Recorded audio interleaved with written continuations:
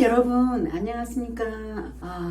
지금 제가 하려고 하는 얘기는 보험에 대해서 여러분들과 좀 뭔가 공유를 하고 싶어서 2013년도에나 내가 암보험 하나 넣은 게 있거든요.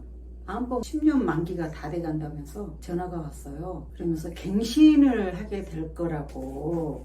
이제 너 갱신을 하게 되면 돈이 많이 나갈 텐데요. 그랬더니 그렇다는 거예요. 근데 이런 경우는 어떻게 해야 될지 제가 혼자 고민하다가 한번 얘기를 해봅니다.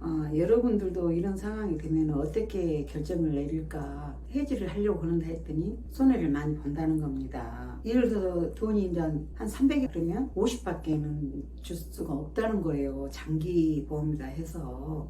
근데 이런 경우는 어떻게 해야 될지, 만약에 해지를 안 하고 계속 그냥 보험료를 내게 된다 그러면 돈이 많이 들어갈 거 아니에요. 그럼 제가 좀 힘들 것 같아요. 그래서 이런 상황에서는 해지를 해야 될까? 아니면 계속 뭐 해야 될까? 어찌해야 되나? 고민이 많습니다. 뭐 여유 있는 분들은 뭐 별거 아니라고 생각할 수도 있겠지만 제 입장에서는 좀 부담스러워요. 지금도 힘들고, 이런 경우를 제가 어떻게 해야 될까?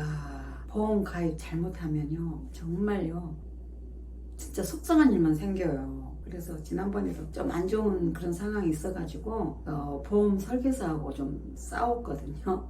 삼성모머에 예전에도 한 열 몇 건 했다가 너무 아닌 거예요. 저에게 혜택도 없고 도움도 안 되고, 제가 어리석은 마음에 그 설계사분을 믿고 그냥 와서 이래 하면은 그래 하나 해줘 이런 식으로 계약을 하고 했다가 이런 이제 낭패를 당하다 보니까 큰 사건이 제가 생겨서 병원에 입원해 있는 상태인데 저한테 혜택 돌아온 게 하나도 없는 거예요. 야, 뭐 이런 법이 있나. 그래서 그때 그 시절에도 내가 그 설계사를 병원으로 오라고 전화를 했습니다. 저는 안 왔습니다. 병원으로 찾아오지도 않았고, 그래서 너무너무 화가 나서 야, 이거 사기 아니야? 아니, 보험 설계사가 어떻게 고객 관리를 이런 식으로 하나. 고객들에게 좋은 이미지로 좋은 혜택을 받을 수 있는 그런 걸로 소개도 하고 가입도 시키고 해야 될 건데, 아니 저는 좀 보험에 대해서는 솔직히 잘 모르거든요. 그냥 설계사분이 이래서 설명하면서 줬다 하면 그러냐고 그냥 믿고 이렇게 하고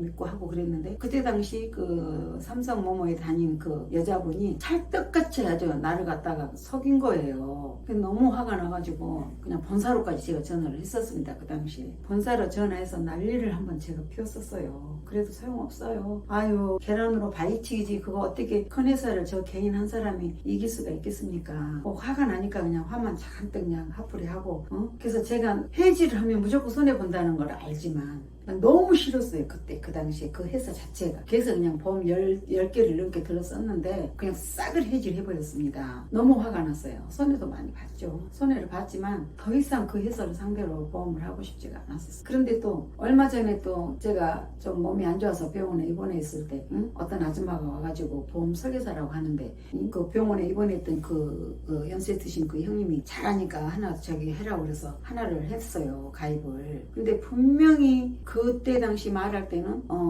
상해와 질병을 동시에 된다고 했고, 또 입원 일당이 많이씩 나온다고 그러더라고요. 그래서 이제 나이 먹고 힘들고 이러면 다치면 또 위험하지 싶고 또 질병이 있을 수도 있고 해서 그거를 가입을 했는데, 막상 제가 도움을 받아야 될 그런 상황이 되니까 발뺌하는 거예요. 질병은 안 되고 상해만 된다는 거. 너무너무 억울하고, 그래서 진짜 제가 화를 내서는 안 되겠지만 한 번 당했는데 또 이번에 또 당하나. 저는 설계사하고 복이 없어요. 설계사들을 잘 만나야 된다고 주변 사람들이 그런 얘기를 많이 해주시더라고요, 요 근래. 근데 어떤 사람은 설계사를 잘 만나가지고 오히려 보험사에서 보험금을 제대로 안 해주면 더 알아봐가지고 더 받을 수 있게 해주고, 그런 얘기까지 들었는데 제가 인복이 없나 봐요. 그래서 남 덕을 보고 살라고 하는 건 아니지만 어찌됐건 나이도 먹어가고 세월이 흘러가고 기울어가는 인생이고 하다 보니까 어디 아프거나 다치거나 하면은 도움받기 위해서 보험료를 내는 거 아니겠어요? 근데 보험료는 계속 빠져나가고 있는데도 뭔가 그 보험사에서 고객에게 혜택을 줘야 될 그런 상황은 아주 굉장히 심장이 그냥 아주 안 주려고 막 발버둥을 치는 것 같은 그런 느낌을 이번에 또 받았습니다. 근데 이번에 있었던 사건에 대해서는 제가 이 다음에 자세하게 여러분께 제가 알려드릴게요. 지금은 아직 정리가 안 됐습니다. 그래서 지금 기다리고 있는 상황인데 어떻게 될지 어떻게 결과가 나올지도 좀 모르겠어요. 좀 답답하지만 그냥 기다리고 있습니다. 근데 제가 아직은 서투른 게 많고 부족한 게 많고 보험에 대한 그 인식에 대해서 또 이해가 부족하고 그러다 보니까 어찌됐건 제가 처음부터 뭐 절차를 잘못했는지는 몰라도 너무 그 설계사분한테 나는 실망이 큰 거예요. 일단은 그 설계사가 그때는 이렇게 한다고 해서 했는데 지금에 와서 아니다, 응? 그런 것까지 그렇게까지 하려면 돈을 더 많이 내야 된다. 근데 이제 우리 같이 서민들이 조그맣게 그냥 가입 하나 해놓고 나중에 무슨 일 있으면 다음 얼마라도 혜택 보고 돈 받으려고 한 건데 그런 기대로 보험을 넣는 건데 아니 엉뚱한 소리를 하니까 얼마나 열이 올라요. 그래서 좀 스트레스 좀 받았었습니다. 제가 이런 얘기도 아무한테도 안 했는데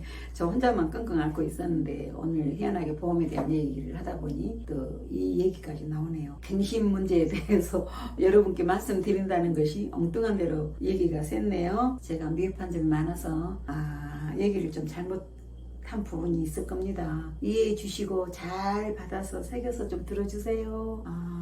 이제 그 갱신에 대한 그것 때문에 제가 이 보험에 대한 얘기를 했는데 해지를 해야 될지 계속 넣어야 될지 제가 그 고민이 돼서 그걸 좀 여러분과 한번 좀 공유하고 싶어서 얘기를 했던 건데 근데 이런 문제가 생겼을 때는 여러분과 같이 이렇게 대화를 나누면서 얘기를 하는 것이 참 좋을 것도 같아요. 저 혼자만으로는 부족한 게 너무 많아요. 그래서 여러분들에게 조언도 듣고 싶고요.